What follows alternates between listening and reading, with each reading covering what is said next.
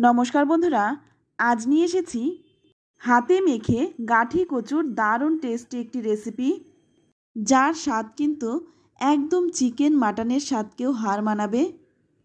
আর সবচেয়ে বড় কথা হলো, এটা কিন্তু আপনারা খুব কম সময়ে বানিয়ে নিতে পারবেন, তাও আবার বাড়িতে থাকা সাধারণ কিছু মশলায়। তাহলে চলুন দেখে নেওয়া যাক। তো রান্নাটা করার জন্য প্রথমেই কিন্তু এখানে নিয়েছি গাঠি কচু।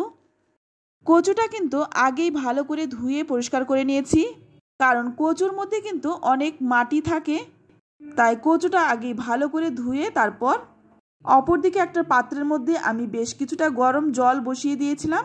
এবার এই কচুগুলো দিয়ে ভালো করে সেদ্ধ করে নেব। তো দেখুন 10-15 মিনিট পর আমি দেখাচ্ছি, আর কচুটা কিন্তু খুব ভালোভাবে সেদ্ধ হয়ে গেছে।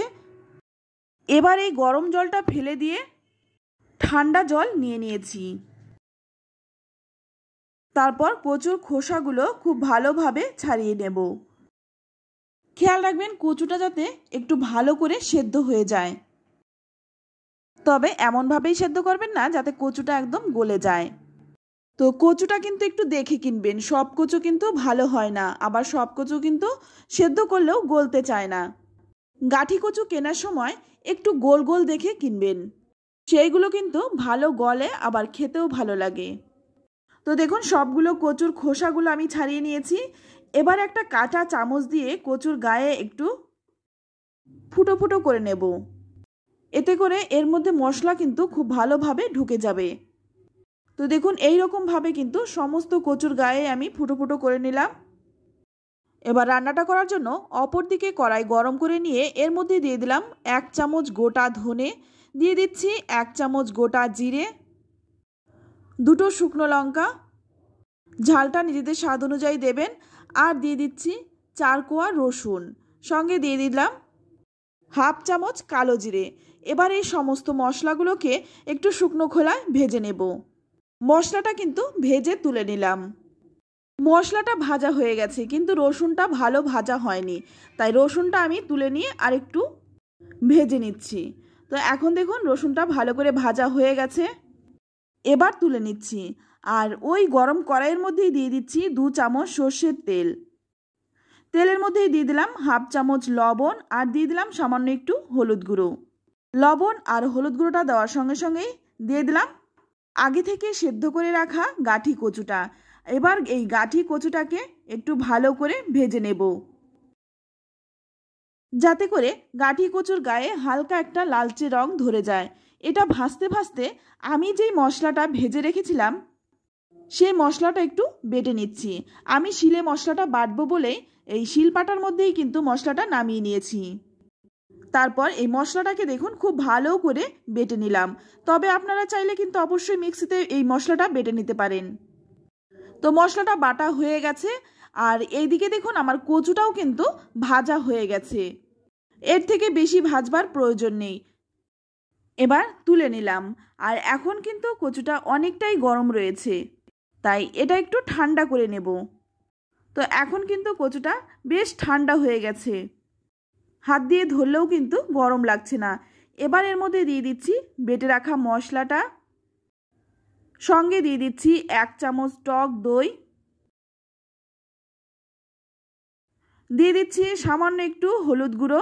হলুদ গুঁড়ো কিন্তু আমি দিয়েই ভেজেছি, তারপর সামান্য একটু দিয়ে দিলাম, আর দিয়ে দিলাম কাশ্মীরি লঙ্কার গুঁড়ো, আর গোটা কয়েকটা কাঁচা লঙ্কা, দিয়ে দিচ্ছি 4-5 কোয়া রসুন, একটা টমেটো কেটে দিয়ে দিলাম। ঝালটা কিন্তু নিজেদের স্বাদ অনুযায়ী দেবেন। যেহেতু শুকনো লঙ্কাটা বেটে দিয়েছি, তাই কাঁচা লঙ্কাটা চিড়ে দিলাম না, গোটাই দিলাম। এবার স্বাদটা ব্যালেন্সের জন্য সামান্য একটু চিনি দিয়ে দিলাম, আর এই চিনিটা কিন্তু অবশ্যই দেবেন। এবার হাত দিয়ে খুব ভালো করে মশলার সাথে কচুটাকে মেখে নেব। তো বন্ধুরা, কচুর তো অনেক রেসিপি অনেকভাবেই খেয়েছেন, একবার এইভাবে বানিয়ে দেখুন। আমি কথা দিচ্ছি, যারা কচু খেতে অপছন্দ করে তারাও আঙুল চেটে খাবে।